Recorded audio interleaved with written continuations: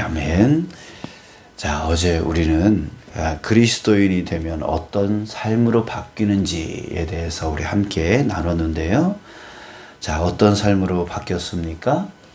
자신의 희생을 통해서 양의 문이 되어주신 예수님 때문에 언제나 항상 도우시는 그 하나님의 임재 가운데 우리가 살게 되었다. 그 삶으로 바뀌었다. 이렇게 함께 나눴습니다. 정말 큰 은혜이죠. 하나님이 항상 우리와 함께 임재하고 계셔서 우리를 도우신다. 그 삶이 바로 그리스도인의 삶이다라고 하는 거 정말 큰 은혜입니다. 자, 오늘은 그리스도인이 되면 어떤 삶으로 바뀌는지 그 두 번째 시간을 가지려고 하는데요. 자, 오늘 본문에 보면 사도 바울이요, 자신의 인생 철학에 대해서 말해주고 있습니다. 자, 다시 한번 읽어보면 표대를 향하여 그리스도 예수 안에서 하나님이 위에서 부르신 부름의 상을 위하여 달려가노라.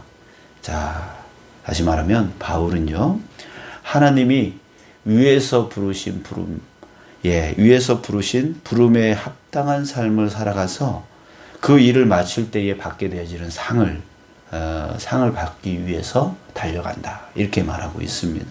자, 그러니까 바울의 인생 철학은 무엇이었냐면 자기가 원하는 대로, 자기 마음이 원하는 대로 살아가는 게 아니라 하나님이 부르신 그 부름에 따라 살아가는 것. 그게 바로 사도 바울의 인생 철학이었어요. 자기 마음대로, 자기 생각대로 살아가는 인생 아니라 하나님이 부르신 그 부르심의 목적에 따라 살아가는 것. 그게 인생 철학이었어요. 자, 이것이 바로 그리스도인이 되면 바뀌는 삶이에요. 그리스도인의 삶은 자기 마음대로 살아가는 삶이 아니에요. 자기가 원하는 삶을 살아가는 그런 삶이 아니에요. 그리스도인의 삶은 하나님이 부르신 부르심대로, 부르신 목적대로 살아가는 삶. 이게 바로 그리스도인의 삶이 되어지는 것입니다. 자, 그런데 우리는 이것에 대해서 오해할 때가 있습니다. 뭐냐면 하나님이 부르신 부름에 따라 살면 내 마음대로 살지 못하니까 그거는 힘들 거야, 어려울 거야, 또 불편할 거야, 이렇게 생각한다라고 하는 것이죠. 하지만 그렇지 않습니다. 내 마음대로 살아가지 못하고 하나님이 부르신 대로 살아간다. 그랬을 때 왠지 불편할 것 같고 또 힘들 것 같고 어려울 것 같지만 전혀 그런 게 아니에요. 자, 우리 모세를 한번 생각해 보십시오. 하나님은 모세를 떨기나무 가운데서 부르셨습니다.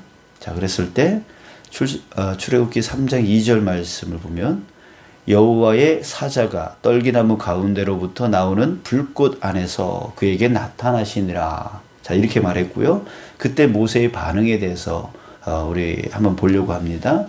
자, 모세가 어떻게 반응해 나가냐면 그가 보니 그 떨기나무를, 불타는 떨기나무, 근데 이 불타는 떨기나무 불이 붙었는데도 불구하고 사라지지를 않는 거예요.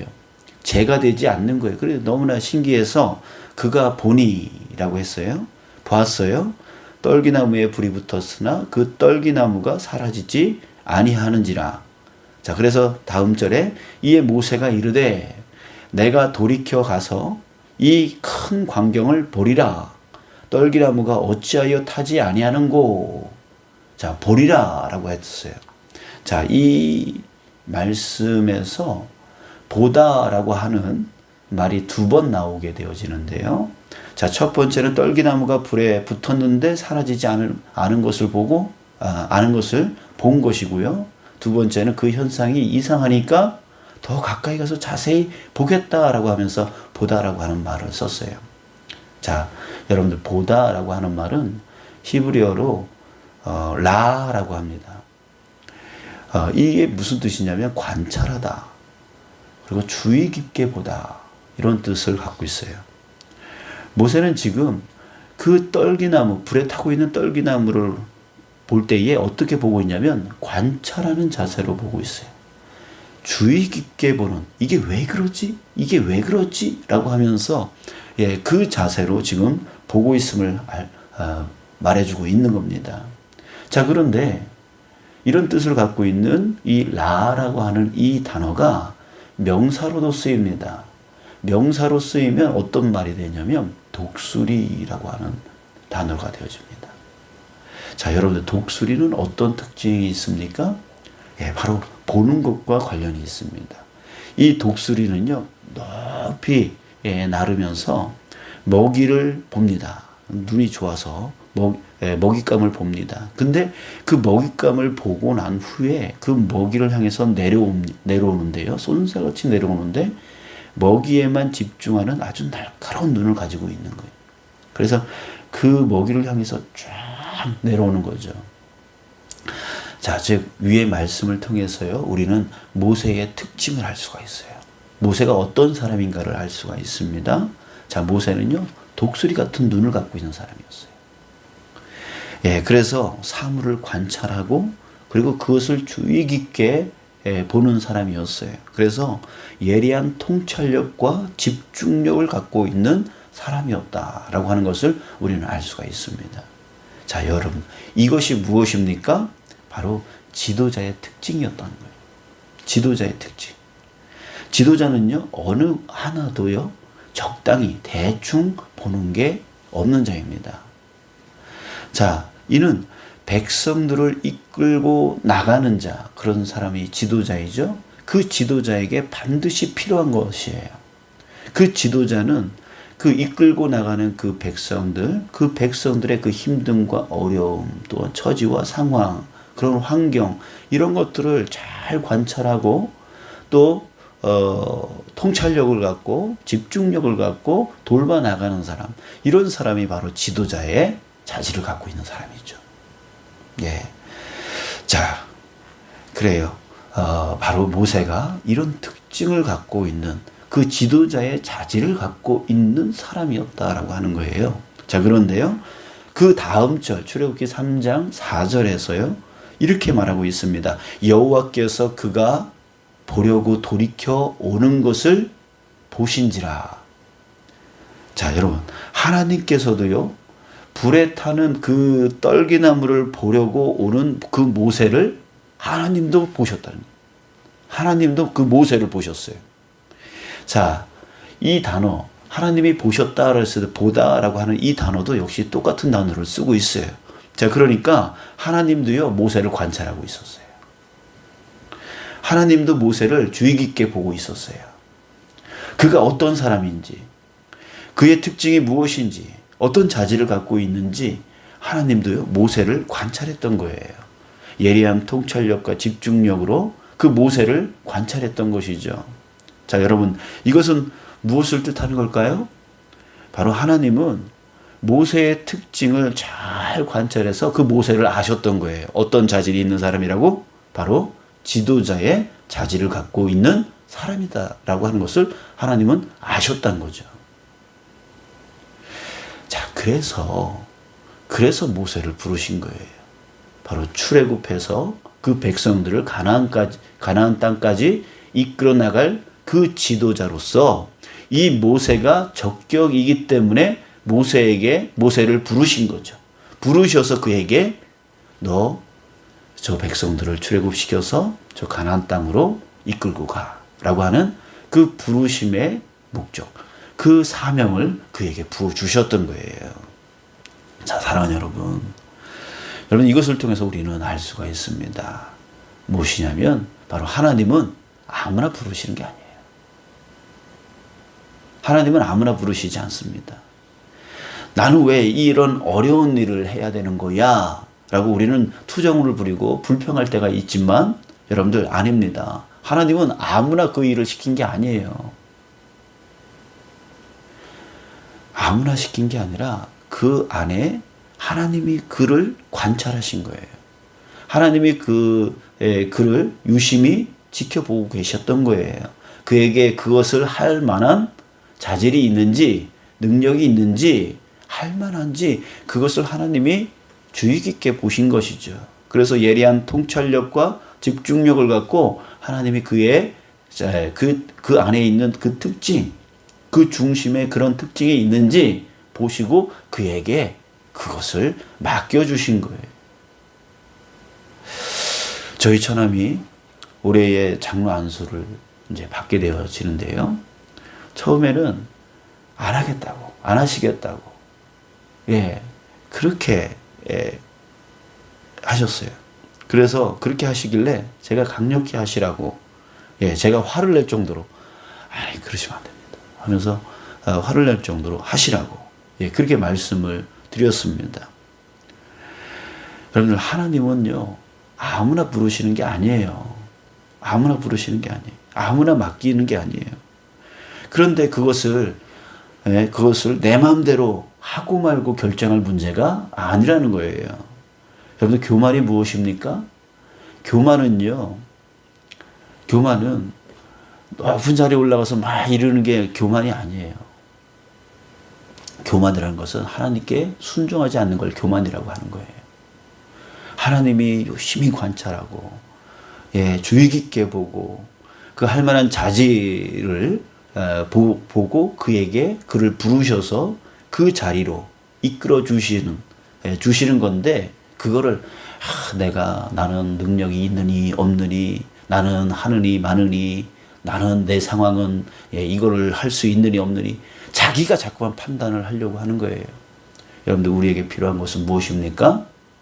주님이 부르실 때에, 그 자리를 이끄실 때에, 그 자리를 맡기실 때에 우리에게 필요한 것은 뭐예요? 순종이고 충성인 거예요. 맡은 자의 할 바는 충성인 거예요. 순종인 거예요. 주님이 어련히 생각해서 그것을 나에게 맡기셨냐 이거죠. 그러니까 주님의 그 마음을 헤아려 본다면 우리는 부르심에 합당하게 순종해 나가는 것, 그게 바로 겸손인 거예요. 그래서 그 자리에서 정말 하나님의 영광을 위해서 충성을 하는 거죠. 그 자리에서 하나님께 순종하며 나가는 거죠. 그게 바로 그리스도인의 바뀌어야 하는 모습인 것이죠. 자, 하나님은 이스라엘 민족을 이집트에서 탈출시키고 가나안 땅까지 이끌어갈 이 일을 위해서 아무나 부르신 것이 아닙니다. 바로 모세 이 사람을 관찰하고 유심히 지켜보셔서 이 사람에게 지도자의 자질이 있구나라고 하는 것을 하나님이 판단을 하셔서 그를 가시떨기 나무 앞으로 부르신 거예요. 부르셔서 그에게 출애굽 사명을 주신 것입니다. 사랑하는 여러분, 우리는 하나님을 잘 알지 못할지라도요, 하나님은 우리를 잘 아십니다. 언제나 항상 우리를 관찰하시고 주의 깊게 보십니다. 우리의 자질이 무엇인지, 우리의 달란트가 무엇인지, 우리의 은사가 무엇인지, 이런 것들을 누구보다도 더 잘 관찰하시고 잘 알고 계세요. 그래서 우리를 잘 아시는 주님께서요, 우리에게 적당한, 우리에게 필요한 그 자리로 이끌어 나가고 계시는 것입니다. 여러분, 예수님이 이렇게 말씀하셨어요. 나는 선한 목자라 내가 내 양을 알고. 예수님은 선한 목자로서 자신의 양을 안다라고 하셨습니다. 또 로마서 8장 29절에 보면 하나님이 미리 아신 자들로 또한 그 아들의 형상을 본받게 하기 위하여, 하나님이 미리 아신 자, 하나님이 아신다라고 그랬어요. 로마서 11장 2절에 또 보면 하나님이 그 미리 아신 자기 백성을 버리지 아니하셨나니, 미리 아셔요. 하나님이 그 백성을 아신다라고 했단 말이죠. 자, 이렇게 주님은 자기 백성을 너무나 잘 알고 계세요. 하나님은 나를 잘 아세요. 우리를 잘 아세요. 어느 자리가 적당한지, 어느 일이 적당한지, 무엇을 감당할 수 있는지, 이런 것들에 대해서 하나님은 너무나 잘 알고 계십니다. 그래서 우리에게 그 일을, 그 자리로 이끄시는 거예요. 지금의 가정, 지금의 직장, 지금의 이 교회와 또한 맡은 사역, 맡은 직분, 직책, 이런 모든 것들, 하나님께서 나를 잘 알고 계셔서 그 자리로 이끄시는 거예요. 그랬을 때 감사로 순종해 나가는 거죠. 충성해 나가는 거예요. 그 자리가 바로 하나님의 영광을 드러내는 자리이고 또한 순종하여 또 나 자신을 위해서 필요한 자리다라고 하는 것이에요. 장점이 무엇인지 단점이 무엇인지 강점이 무엇인지 약점이 무엇인지 하나님은 너무나 잘 알고 계시기에 우리는 그냥 순종만 하면 되는 거예요. 자, 그러니까 그에 합당한 일에 우리 각자를 부르시고 맡기시는 것입니다. 자, 그때 우리는 겉으로 보여지는 그 힘듦과 어려움, 그것으로 판단하지 않고요. 주님의 부르심에 순종함으로 나가기만 하면 되는 거예요. 자, 그러면 또 언제나 어디서나 임재하여서 우리를 도우시는 하나님께서 그 전지전능하신 능력으로 우리를 도우셔서 그 일을 능히 감당하고 이기게 해 주시는 것인 줄 믿습니다. 자, 그러기에 여러분 내 마음대로 사는 것보다 하나님의 부르심에 순종하는 것이요 오히려 더 쉽습니다. 오히려 더 안전합니다. 오히려 더 즐거운 일이 되어질 수 있어요. 처음에는 왜 나한테 그런 일이 맡겨지는 거야 이렇게 생각되어질 수 있지만 주님께 순종하여 그 일을 맡으면 어떻게 돼요? 주님께서 나에게 정말 나의 자질과 달란트와 은사에 합당한 그 길로 인도하시는 거기 때문에 오히려 그 일이 더 쉽고 안전하고 즐거운 일이 되어질 수 있다라고 하는 거예요. 자, 그러나 여러분 자기 마음대로 하게 되면 어떨까요? 우리 반대로 생각해 볼까요? 자기 마음대로 하게 되어지면요, 여러분 항상 우리 마음은 어때요? 어때요? 우리 마음 안에는요 욕심이 있어요. 욕심이 있어요. 그러니까 욕심의 마음으로 바라보게 되어져요. 그래서 능력도 안 되는데 자질도 안 되는데 더 큰 걸 바래요. 더 좋은 걸 바래요. 더 유익되어 보이는 걸 바래요. 그런 것들을 보잖아요. 우리 마음이요 자꾸만 욕심이 있어가지고 더 큰 걸 바라잖아요. 더 좋은 것, 더 쉬운 것, 더 많은 유익을 주는 것, 이런 것들을 자꾸만 바래요. 자기 능력이 안 되는데, 자기 자질이 안 되는데, 남들을 보니까 더 좋거든요. 그러니까 나도 저 자리로 가고 싶은 거예요. 능력과 자질이 안 되는데 자꾸만 그런 걸 보여요. 이 마음이요. 자, 그러니까 어떻게 되겠습니까? 망하는 거죠. 자기 능력이 안 되는, 그냥 마음만 더 좋은 곳으로 가고 싶은데 그곳으로 가버리면, 그곳에서 일을 하게 되어지면 자기 능력이 안 되는데 그거를 하려니 그게 일이 되겠어요? 안 되죠. 그러니까 망하는 거예요. 능력도 안 되는데 하게 되면 당연히 망하죠. 여러분 내 마음대로 가면 더 어려워지는 거예요. 더 힘들어지는 거예요. 즐거워질 수가 없어요. 처음엔 좋은 것 같지만 망하는 길이 되어지는 거예요. 그러나 주님께서 나를 부르시고 맡겨주신 것에 순종하여 나가면 나에게 쉽고 나에게 안전하고 나에게 더 즐거운 일들이 되어져 나갈 수 있는 것입니다. 자, 그러니까 나를 누구보다 잘 아시는 하나님이 불러 맡겨주신 것, 그것에 순종해 나가는 것, 그게 나를 위해서 또 내 가정과 교회와 직장을 위해서 가장 좋은 것이다 라고 하는 것입니다. 우리 마지막으로 아프리카 선교를 위해서 평생 자신의 삶을 바치셨던 리빙스턴이라고 하는 선교사님이 있는데 이분의 일화를 여러분들에게 말씀드리고 마치려고 합니다. 자, 리빙스턴 선교사님이 한 선교 단체로부터 편지를 받았습니다. 자, 그 편지에는 이런 내용이 있었어요. 우리는 당신을 도울 선교사를 파견할 예정입니다. 당신이 있는 곳으로 갈 수 있는 쉬운 길이 있으면 좀 알려주기 바랍니다. 라고 하는 내용이었어요. 자, 그런데 리빙스턴 선교사님이 이 편지를 받고 다시 회신을 했습니다. 다시 답장을 붙였습니다. 자, 그러면서 이런 내용을 썼어요. 당신들이 쉬운 길로 오려는 선교사들을 파송하려면 나는 그들을 원치 않습니다. 나는 전혀 길이 없어도 오려는 사람을 원합니다. 자, 이렇게 답장을 썼다고 해요. 여러분들 이 이야기가 저에게 깊은 깨달음을 주었습니다. 제가 이제 어떤 삶을 살아야 되는지 다시 한번 좀 생각해 볼 수 있는 그 마음을 갖게 되었어요. 여러분, 사랑하는 여러분, 전혀 길이 없어도 갈 수 있는 사람, 너무 힘들고 너무 어렵다 할지라도 그럼에도 불구하고 갈 수 있는 사람, 그런 사람이 바로 참 하나님의 사람이죠. 바로 그리스도인이 바로 그런 사람이에요. 쉬운 길만 가려는 사람은 그리스도인의 삶이 아닙니다. 자, 두 번째, 주님이 부르시는 그 부름의 삶을 살면 오히려 누구보다 쉬운 길로 갈 수 있다라고 하는 것입니다. 예수님이 이런 말씀하셨잖아요. 내 멍에는 쉽고 내 짐은 가벼움이라. 자, 왜입니까? 주님께서 메어주시는 멍에는요, 그 멍에를 온전히 나 혼자만 매는 게 아니라 주님이 함께 메어주시기 때문입니다. 주님이 함께 메어주셔요.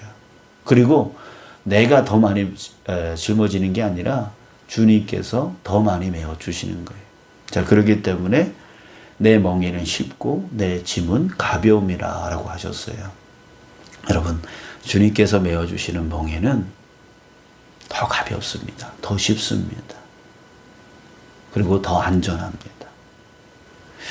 사랑하는 여러분, 십자가의 사랑을 받아 구원받은 그리스도인으로서 여러분들 이제 우리 그에 합당한 우리 삶을 살아가는 저와 여러분들 되어지길 주님의 이름으로 축복합니다. 주님이 모든 것을, 나에 대해서 모든 것을 아셔서 맡겨주신 가정, 나의 모든 것을 아셔서 맡겨주신 이 교회의 직분과 또한 역할, 또 나를 너무나 잘 아셔서 보내주신 그 직장과 일터, 그곳에서 우리 충성함으로 하나님의 영광을 드러내고 또한 우리의 삶을 위해서 살아갈 수 있는 저와 여러분들 되기를 원합니다. 이런 그리스도인의 온전한 삶을 통해서 그 안에 하나님의 임재 가운데서 놀라운 은혜가 차고 넘쳐나는 저와 여러분들의 삶이 되어지길 주님의 이름으로 축복합니다.